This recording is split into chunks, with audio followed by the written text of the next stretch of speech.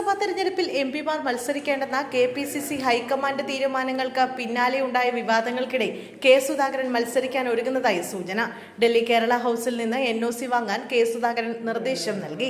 നാമനിർദ്ദേശ പത്രിക സമർപ്പിക്കുന്നതിന്റെ ഭാഗമായിട്ടാണ് NOC വാങ്ങുന്നത്.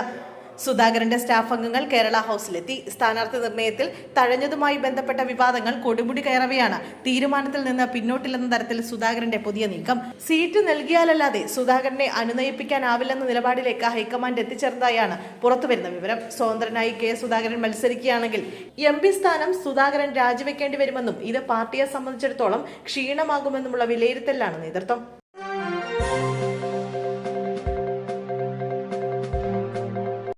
പാർലമെന്റ് അംഗങ്ങൾക്ക് നിയമസഭാ തെരഞ്ഞെടുപ്പിൽ മത്സരിക്കാൻ അവസരം കൊടുക്കേണ്ടതില്ലെന്ന് രാജ്മോഹൻ ഉണ്ണിത്താൻ.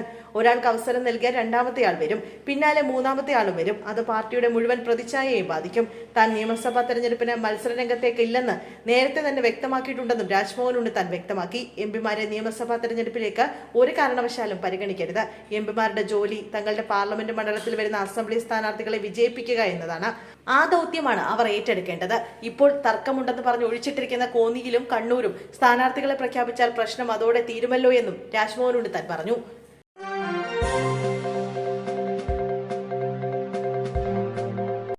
വാണിജ്യ ആവശ്യങ്ങൾക്കുള്ള ഗ്യാസ് സിലിണ്ടറുകളുടെ വിതരണം സുഗമമാക്കാൻ ജില്ലാ ഭരണകൂടത്തിന്റെ ഇടപെടൽ.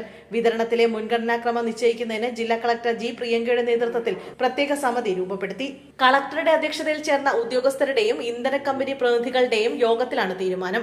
സിലിണ്ടർ വിതരണം നിരീക്ഷിക്കുന്നതിന് കേരള LPG സപ്ലൈ ട്രാക്കർ എന്ന പേരിൽ ഓൺലൈൻ പോർട്ടൽ സജ്ജമാക്കിയിട്ടുണ്ട്. ഈ പോർട്ടലിലൂടെ ഇന്ധന കമ്പനികൾക്കും വിതരണക്കാർക്കും ഉപഭോക്താക്കൾക്കും വിവരങ്ങൾ അറിയിക്കാൻ കഴിയും. ആവശ്യകത കണക്കിലെടുത്ത വാണിജ്യ സിലിണ്ടറുകളുടെ ഉൽപാദനം വർദ്ധിപ്പിക്കാനും കളക്ടർ നിർദ്ദേശം നൽകിയിട്ടുണ്ട്.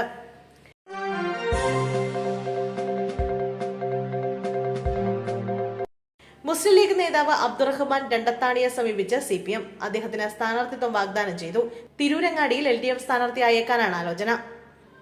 PMA സമീറിനെ തിരൂരങ്ങാടിയിൽ ലീഗ് സ്ഥാനാർത്ഥിയാക്കിയതിനെതിരെ രണ്ടത്താണി നേരത്തെ രംഗത്തെത്തിയിരുന്നു. ഈ അതിർത്തി മുതലാക്കാനാണ് CPM ശ്രമിക്കുന്നത്. ഒരു കമ്മിറ്റിയും ആവശ്യപ്പെടാതെയാണ് സമീറിനെ സ്ഥാനാർത്ഥിയാക്കിയതെന്നാണ് അബ്ദുറഹ്മാൻ പറഞ്ഞത്. അർഹതയുള്ളവരെ തഴഞ്ഞുവെന്നും ഇതിന്റെ മാനദണ്ഡം ചോദ്യം ചെയ്താൽ അച്ചടക്ക ലംഘനമായി കാണരുതെന്നും രണ്ടത്താണി ഫേസ്ബുക്കിൽ വിമർശിച്ചിരുന്നു. പിന്നാലെയാണ് അദ്ദേഹത്തെ CPM സമീപിക്കുന്നത്.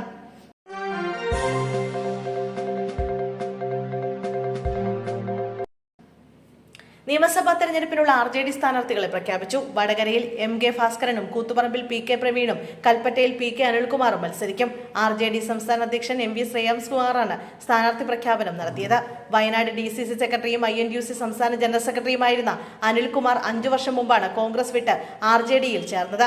മുൻ കൽപ്പറ്റ ബ്ലോക്ക് പഞ്ചായത്ത് പ്രസിഡന്റും ജില്ലാ പഞ്ചായത്ത് അംഗവും വയനാട്ടിലെ മുതിർന്ന കോൺഗ്രസ് നേതാവുമായിരുന്ന PK ഗോപാലിന്റെ മകനാണ് അനിൽകുമാർ. പാർട്ടി സംസ്ഥാന അധ്യക്ഷൻ MV ശ്രേയാംസ്കുമാർ കഴിഞ്ഞ 5 തവണയായി മത്സരിച്ച മണ്ഡലമാണ് കൽപ്പറ്റ. 2 തവണ വിജയിച്ച മണ്ഡലത്തെ പ്രതിനിധീകരിച്ചു. അദ്ദേഹം മത്സരരംഗത്ത് നിന്ന് മാറിയ സാഹചര്യത്തിലാണ് അനിൽകുമാർ പാർട്ടി സ്ഥാനാർത്ഥിയായത്. മറ്റുള്ളവർക്ക് അവസരം നൽകുന്നതിന്റെ ഭാഗമായിട്ടാണ് താൻ മത്സരരംഗത്ത് നിന്ന് മാറി നിൽക്കുന്നതെന്ന് ശ്രേയാംസ്കുമാർ പറഞ്ഞു. താൻ മത്സരിക്കണമെന്ന മുന്നണിയിൽ നിന്ന് നിർബന്ധമുണ്ടായിരുന്നു.